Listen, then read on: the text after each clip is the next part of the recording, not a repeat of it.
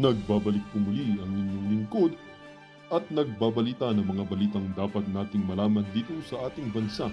Ito ang Balitang Pambansa. Atin ngang matutunghayan sa channel na ito kung ano ang nangyayari sa loob ng ating gobyerno at syempre tumutulong na rin sa ating mga mamamayan na malaman ang katotohanan dahil mayroon tayong karapatan na malaman ang tunay na nangyayari sa ating bansa. Ngunit bago natin panoorin ang balita, huwag niyo pong kakalimutan na mag-subscribe sa ating channel at pindutin ang notification bell para lagi kang maging updated sa ating mga bagong videos na ina-upload araw-araw. At sa ating mga solid viewers naman dyan ay maraming salamat naman po sa walang sawang pagsuporta. At syempre, huwag din pong kakalimutan mag-iwan ng like at i-share ang ating mga videos. At kung mayroon ka naman pang opinion, ang ating comment section ay bukas para sa inyong mga hinaing. Ito na nga mga kaibigan, ating panoorin ang buong video. Salamat po muli and God bless!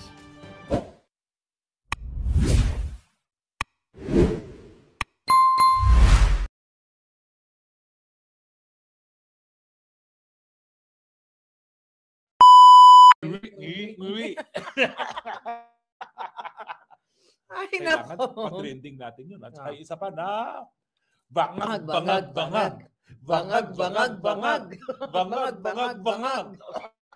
Ayan, inubukan na. Kailangan makilala. Inakarma na tayo. Makilala ang pangatlong people para sa bangag.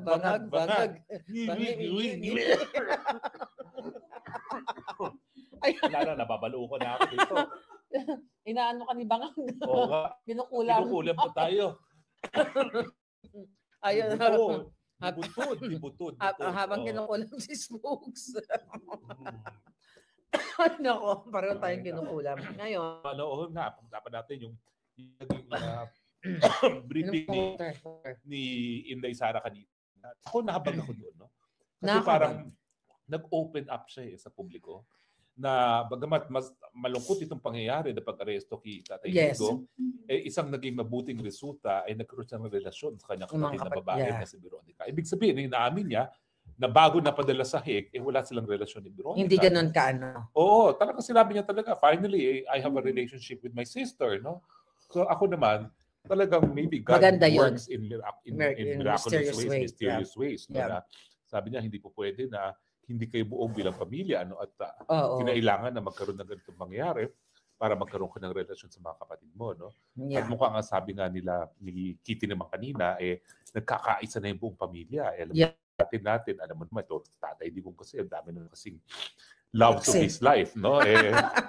Ngayon, all the love of his life ay nagkakaisa na ngayon. No? So wala nang hidwaan sila, nagkakaisa sa suporta kay Tatay Digong. So sa akin, hindi naman dapat sinabi na ni BP Sara yun, pero nakikita mo na totoong-totoo si Inday Sara, na talagang inamin niya na before itong trahedyang ito, meron talaga silang distance ni PRD.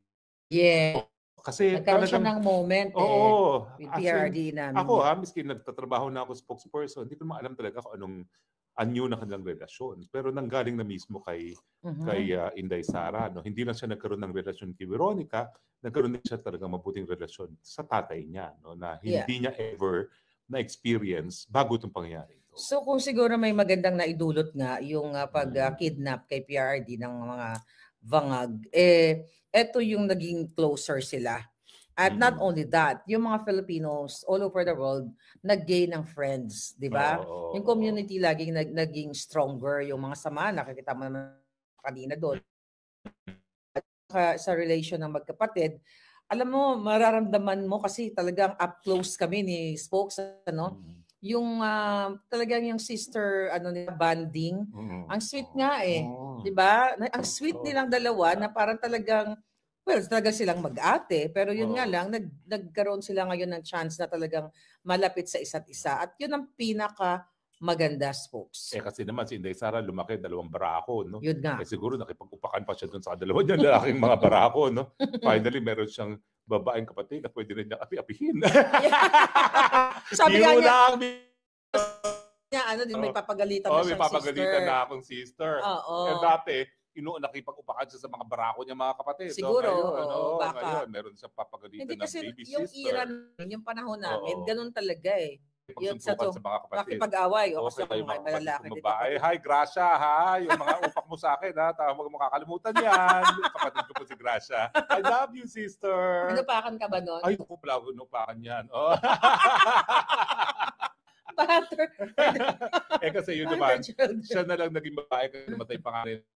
So siya lang na naging kaisa-isang babae, 5 kaming barako. Siyempre, ibang klase yun. Bagamat mahal naman namin siya talaga. Ganun naman nung panahon natin. So I'm sure ganun din yung dalawang lalaking barako. Si Inday Sara dahil siya the only sister, no? Pero kaya naman, astig yun. Walang choice si Inday Sara kundi maging astig kasi nga kasama niya, bumbuhay niya, 2 barako, no? So ngayon, sweet na sweet sila na kanyang little sister. Little sister, oo. At pareho silang maalindog. Maalindog. At pareho sila talagang wow. Wow, at saka strong personalities talaga. Strong personality. Nga. Pero folks, eto na nga, diba nandoon tayong dalawa. So na-witness natin kung ano yung mga, mga questions doon. So recently may nagtag sa akin, itong radio, may nagsend sa akin, na ang sinasabi doon, may tinanong ko kasi si Inday Sara, gusto ko lang linawin. Narinig mo yun? Sabi ko, Inday Sara, sinisi ka ba? Sabi ko, muli. Sabi ko nga, muli eh. Kasi syempre, yung nangyari na nagpabudol siya kay Bangag, pareho tayo. So ang question ko doon, folks, so matatandaan mo, sabi ko, VP Sara, sinisi ka ba ni PRRD na yung reason kung bakit nandoon siya sa loob ngayon dahil sa'yo, yun ang minimin ko is nakipag-tandem siya kay Bangag. Kasi nasabi naman nung Bombo Radio, kaya kayo namumura ng jutang ginina. Kasi nagdanakaw na nga lang kayo ng clips, nagsisinungaling pa kayo. Ang sinasabi nyo na pinahiya ni Inday Sara o napahiya ang vlogger. Ano sa napahiya doon? Wala pong pahiya. Ang sabi talaga niya, ay wala namang gano'n, wala namang pagsisisi. Yes. Sinasabi niya, make your own history. Yeah. Ako naman, dahil ako'y dalawa, alam ko ayaw ni PRRD na makipag-partner siya tandem kay Marcos Jr., no? Pero ano magagawa niya? Talaga namang abogada yung kanyang anak, no? At saka astig din, no? Pag hindi pumayag yun sa hindi niya mapipilit, no? So, talaga naman pong wala namang mali siya doon sa sagot ni Inday Sara. At saka sa tanong. At saka sa tanong. Bombo Radio Coronadal. Panoorin, tila pinahiya ni VP Sara Duterte ang isang vlogger sa maling impormasyon na nakalap niya na siya ang sinisisi ng ama. Kaya ito nakulong. Anong wala pong ganon. Walang ganon. Ang tanong is, hindi ka ba sinisisi? Hindi ka ba sinisisi ni PRRD? Na ganitong estado ngayon kasi nga dahil nakipag-tandem ka. Kay Bangag. So, hindi po sabi ka na ikaw talaga ang dahilan. Kaya ganito nangyari. Ang tanong is, sinisi ka ba? Kumbaga, no? So, hindi po ganun ang konteksto. Nandun po ako, katabi ko si Maharlika. In fact, magkatabi kami habang nagla-live kami at nagtatanong siya ng tanong, no? So, wala naman pong ganun. Alam mo, pero patawarin mo na ang RMN na Coronadal. Kala ko yung mga yan. Nung Maguindanao Massacre, kakampi sa amin yan. Dahil yung pag-cover namin dun sa pagpatay ng 58 victims sa Maguindanao Massacre victims. No? Okay. So tingin ko, dahil nga wala silang reporter dito, baka mamaya nakuha lang nila sa secondary source at di napanood yung buong clip. So next time po, panoorin na lang natin yung buong clip. Wag ganon media. At saka sisingilin ko kayo, Bombo Radio Coronadal, ng aking PR fee dahil talaga pinapakupa ko ang buwisit sa inyo ni Maharlika. Yeah. No, kasi kung nakita nyo naman, nakipag-friendship naman ako sa mga mainstream media dahil naman, ako naman kasi hindi ko talaga sila ituturing na kaaway personally. Yun nga lang, kapag may mga mali sila, talagang dapat nating boljakin. Nakita nyo naman si Maris Umali. Actually, meron pa tayong mga i-review doon na pag-us. Pero wag lang ngayon, kasi we have to verify. And, okay. Sinasabi ko, BFF na kami ni Marisa, wag tayong mga away or something. Candidly yun eh. I mean, yung iba kasi binibigyan ng twist. I was joking sa harap ng mga na talaga kami BFF na literal. Hindi ka kami nagte-text, hindi kami nag-uusap or something. Kaya lang yun yung initial reaction ko dahil nga gusto nating pahupain yung tension both parties. Kasi kung makikita mo yung spokes, di ba, yung iba nagagalit. Kinukuyog si Maris Umali. Kinukuyog siya talaga. Alam mo talagang si Maharlika gusto lang talagang kainisan ng taong bayan ang mainstream media. Totoo yun. Ginatungan pa niya, no? Pero hindi, nahon tayo. And kung for views lang tayo, my God, marami, pwede tayong gumawa, ako personally, no? Kaya kong gumawa ng mga eksena doon. Pero hindi naman yun ang mission natin. There, para kay PRRD. So again, Bombo Radio, dahil pinakiusap kayo ni Smokes Roque, hindi ko na kayo i-jujutang ginin. Wag na. Tsaka Bombo Radio ko rin nadali yan. Hindi yan yung national. Hindi ba yan? Pero kanila din yan, di ba? Kanila rin, pero maliit na operasyon kung ikukumpara mo sa mas malakihan. Pero supporter talaga ni PRRD ang Bombo Radio. Sige, patawad na lang. Kasi baguhin nyo na lang yan. Network yan. Paki-edit lang yung sinabi nyo kasi di ganun ang nangyari. Hindi ganun ang nangyari. Tanong is, hindi ka ba sinisi? Hindi na sinabi na ikaw talaga ang dahilan. Di ba? Dapat ang tanong ko, VP Sara, kasi ikaw talaga yung dahilan. Kaya ganun. Hindi naman ganyan. So anyway, balik tayo, Spokes, no, sa mga pinag-usapan natin na kanina na mga nakakahabag na mga kwento ni Inday Sara. Ano yung ano sa'yo doon, tumatak sa mga sagot ni Inday? Yung pag-amin niya, na bago itong trahedyang to, wala siyang relasyon kay Veronica. So talagang, to me, akala ko naman dahil kahit paano, kahit ibang nanay, no, meron talaga silang relasyon. No? Pero mukhang ang pagdinig ko sa kanya is until nangyari ito, wala silang relasyon. At nagkaroon lang talaga ng baby sister nung nangyari ito at kailangan nilang magkaisa para sa kanyang ama. So sa akin, yung the fact that she opened up to the public tungkol dyan, yun yung touching Para kasing tinuring na niya yung bahagi na ng pamilya niya. At, sabi kasi na, very personal yun. Very personal na yan. No? Kaya sabi ko, dapat talagang maging presidente ito. Kasi presidente ngayon, wala namang ginawa. Kundi,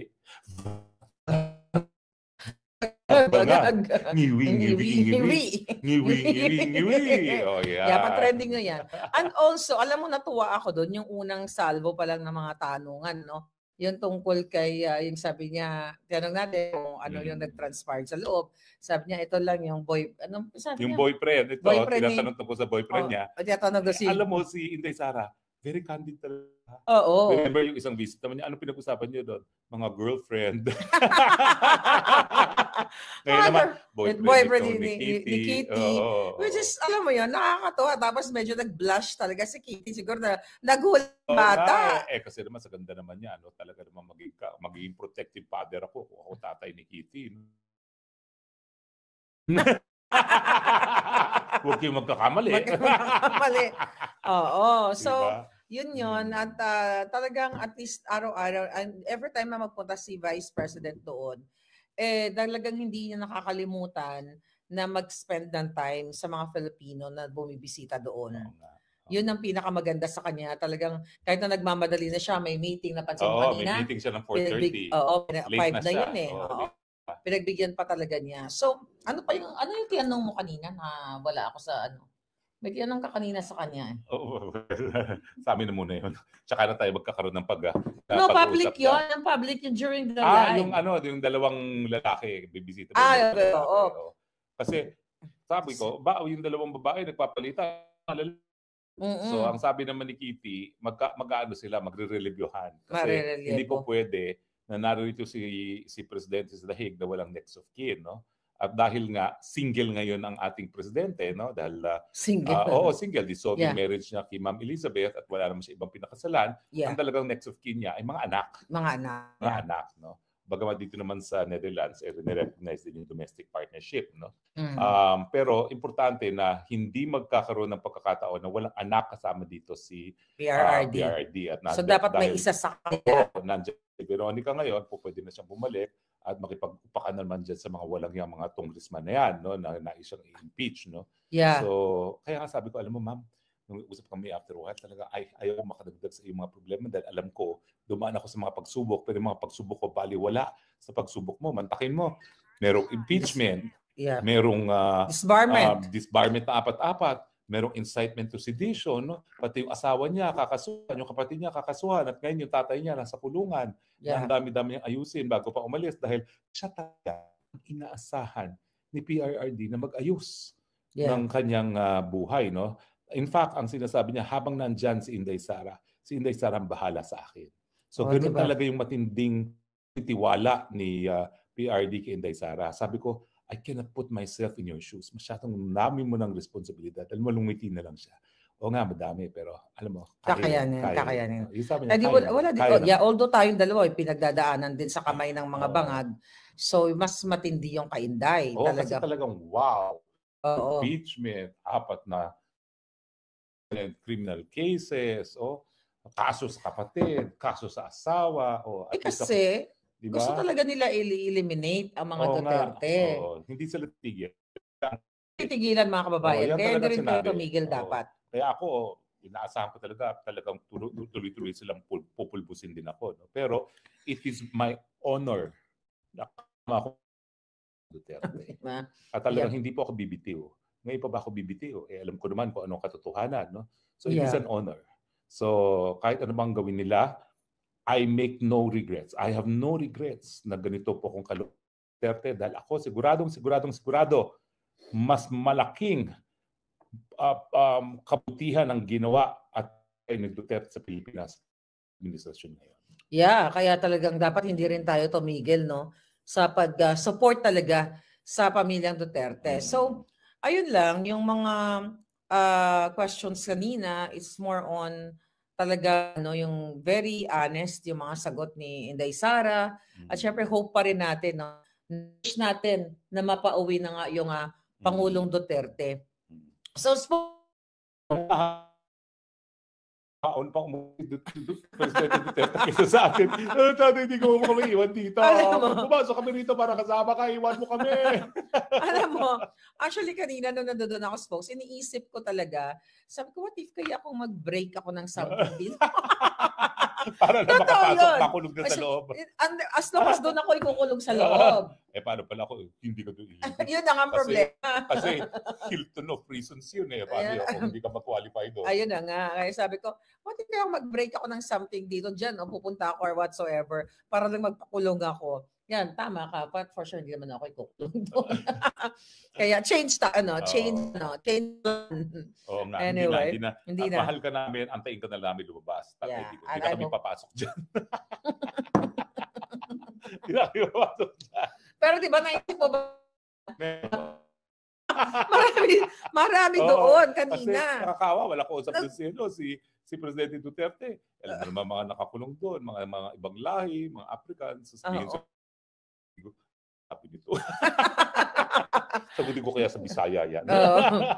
Oo. So yun yung mga tinitingnan natin, but imposible yan. Pero ngayon, ang support lang talaga natin, wag tayong tumigil sa pag protest, peaceful protest. Kasi talagang uubusin tayo. Not lang kami. Kayo lahat na mga kritiko. Kaya talagang dapat tuloy-tuloy ating paninindigan. Nga, di ba, spokes?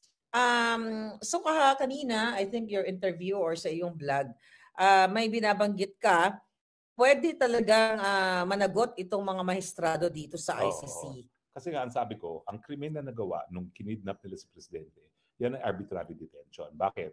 Gawain ng taong gobyerno. Meron silang inaresto at pinakait ng kalayaan. At ito ay walang legal na basihan. At lahat elementary yan, nandoon sila yung mga police, tore, presidente, mga members, at sila nagditina, talagang hindi nila presidente sa airport, at dinala na sa Villamor. At syempre, ito ay walang legal na basihan kasi nga yung warrant of arrest, hindi pa naman humihingi ng pagtutulungan ang ICC sa... Sabi ko, kung itong mga bagay-bagay na ito ay nailabas na sa mga maestrado ng ICC at hindi pa rin magdeklara na walang jurisdiction, di kasama na sa kontsabahan ng arbitrary detention ng mga maestrado ng ICC. Pero premature pa. Kasi ngayon, bibigyan pa ng sahaing ebidensya na talagang illegal yung pag-aaresto. So kapag sila ay talagang sasabihin na main pa, wala kami pakailam, mali namin kung paano siya na-aresto, ayun, magkakaroon sila ng pananagutan sang-ayon sa batas ng Pilipinas. Also for arbitrary detention. Kasi paghuli kay Presidente mismo, walang legal na basihan. Dahil hindi nga nasunod yung proseso na nakasaad mismo sa Rome na siyang bumuo at nagbigay ng kapangyarihan sa ICC para maglitis ng ganitong mga kaso. Yeah. Spokes, napag-usapan natin kanina, nandun tayo sa ICC, na posible na mag-file ng motion to dismiss, di ba, ang ating kampo.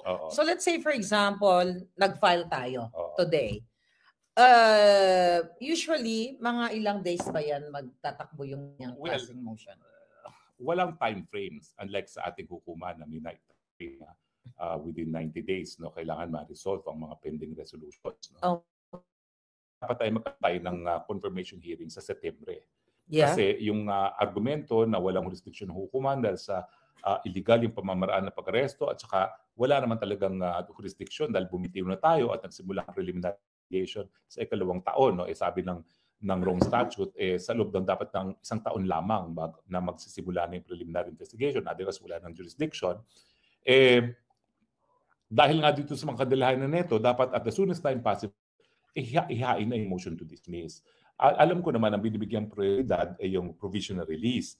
Pero in-explain ko nga kanina din kay VP na sa lahat ng kaso na dinig ng bibigyan ng provisional release sa mga akusado ng core crimes. Yung crimes ng war crimes, crimes against humanity, genocide. No? Ang nabibigyan lang yung mga crimes against administration of justice.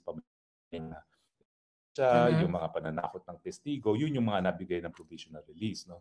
So sa akin naman, dapat isabay na yung provisional release at saka yung motion to dismiss. Kasi lalo na yung issue, kung nagsimula sila ng preliminary investigation sa pangalawang taon, that's a legal issue. Wala na kailangang ebidensyang ipasok. Dahil yan ay alam ng hukuman kung ano nangyari. And that's a purely legal issue na pagkaroon ng dyan sa Burundi na nagpatuloy ang preliminary investigation dahil nagsimula ang preliminary investigation within the 1 year na matapos mag-withdraw. Ito, second year na eh.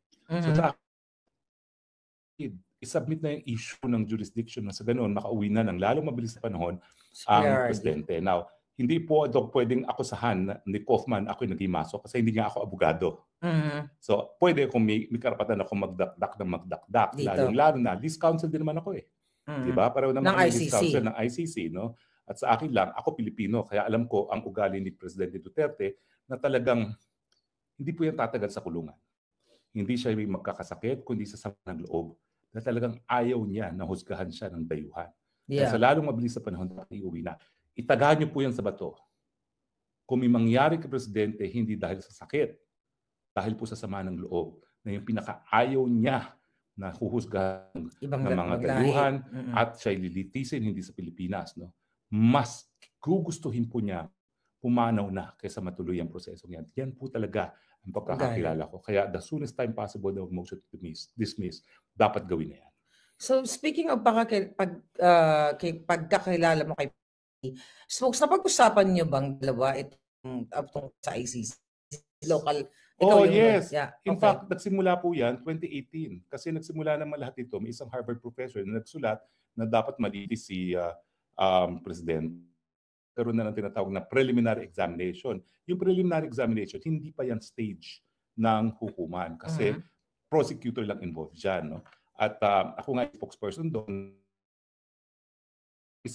na nagtulong na maging miyembro tayo ng ICC, mukhang linalabag ng prosecutor yung dahilan kung bakit tayo pumayag na maging kasapi ng ICC. Pumayag lang naman tayo dahil kinakailangan court of last resort ang ICC.